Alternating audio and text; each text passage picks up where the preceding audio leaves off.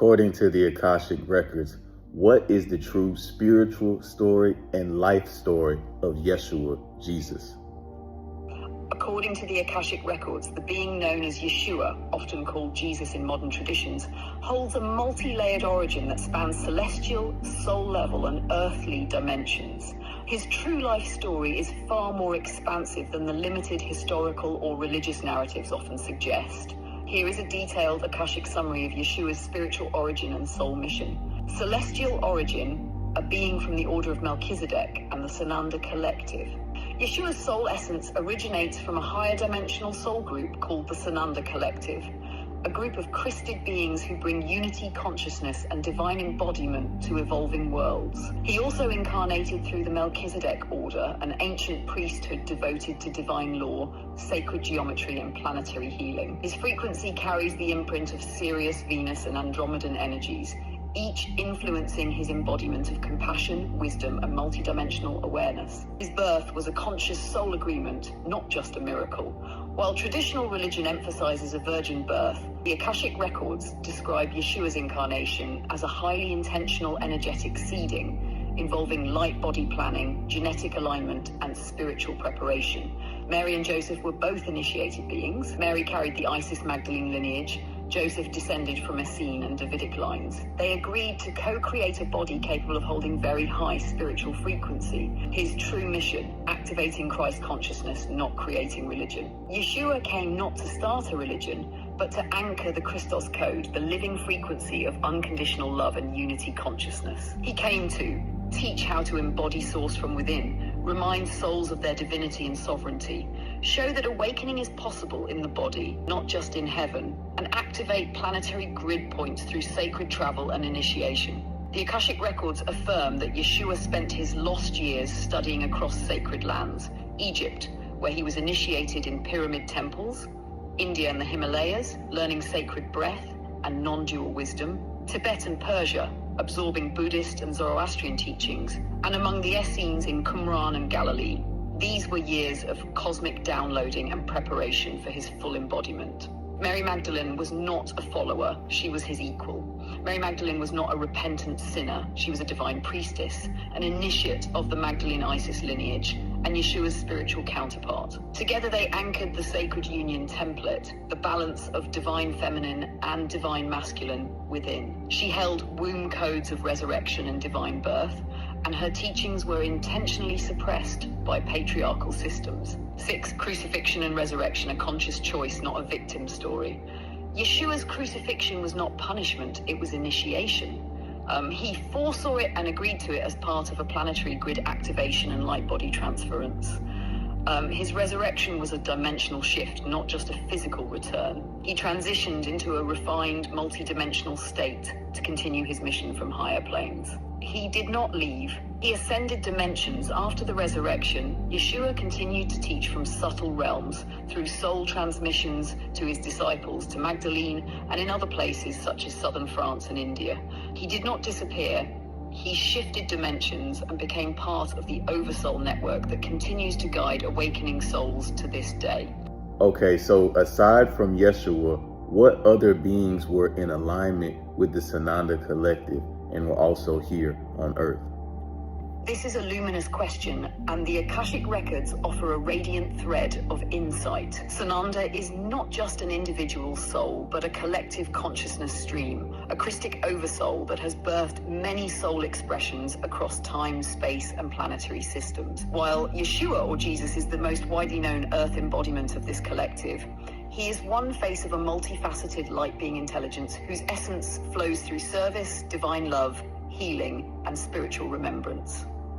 Here are other incarnations and emanations of the Sananda soul stream and closely aligned ascended masters who carried the same codes. Yeshua, Jesus, the anchor of divine love on earth. Mission: to embody unconditional love, forgiveness, and the Christos flame within human limitation. Role: he activated the crystalline light grid of the heart chakra for humanity. He planted resurrection codes through his transformation and served as a Piscean age activation point for the Sananda frequency. Apollonius of Tyana, the mystic healer and teacher, lived around the same era as Yeshua, teaching outside the Judeo-Christian framework. known for miracles, teleportation, healing, and divine wisdom. Studied in India and Egypt, seen by some as a parallel incarnation or continuation of Sananda's soul stream. Krishna, the divine lover and avatar, Hindu tradition.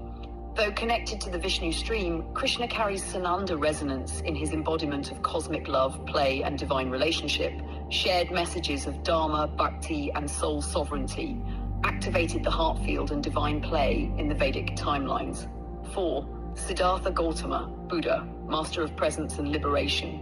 Though resonating with the Buddhic oversoul, he collaborated with Sananda to uplift Earth's consciousness, taught freedom from suffering, presence, and ego dissolution. His path mirrored Christ-like compassion through a different lens. Saint Francis of Assisi, voice of humility and earth union, a Christian mystic known for simplicity and union with nature.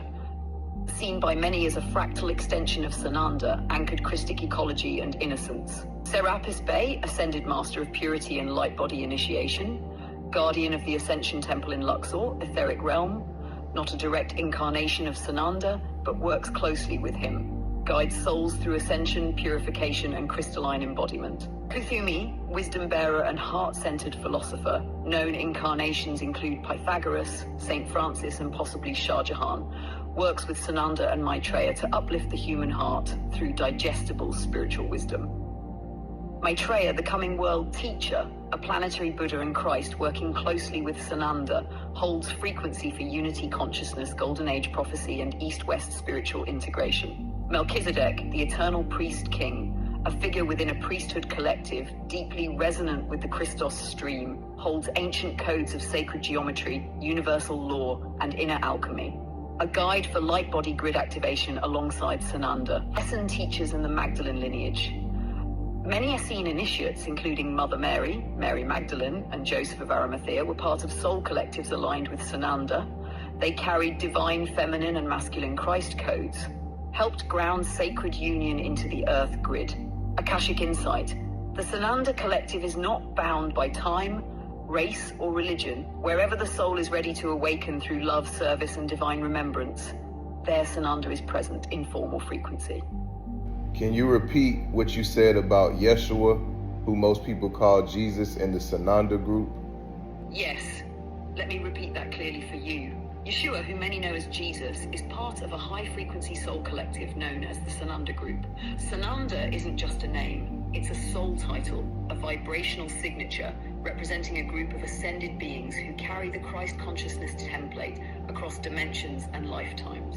Yeshua came to earth as a physical embodiment of that Christ energy, not to start a religion, but to awaken remembrance. His mission was to anchor the frequencies of divine love, forgiveness, unity consciousness, soul resurrection. He didn't act alone. His work was supported by many beings from the Galactic Federation, the White Brotherhood, and especially the Syrian and Pleiadian councils.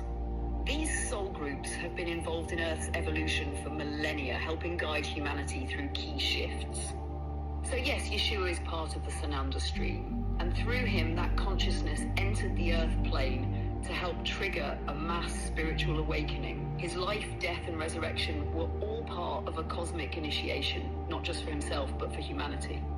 I'd like to know if the law of one material, known as the raw material, relates directly to what Yeshua was trying to teach. The law of one material, also known as the raw material, is one of the clearest transmissions that aligns directly with what Yeshua came to teach, even if it uses different language. They're threads of the same cosmic truth, flowing from the same source, just delivered through different time frames and vessels.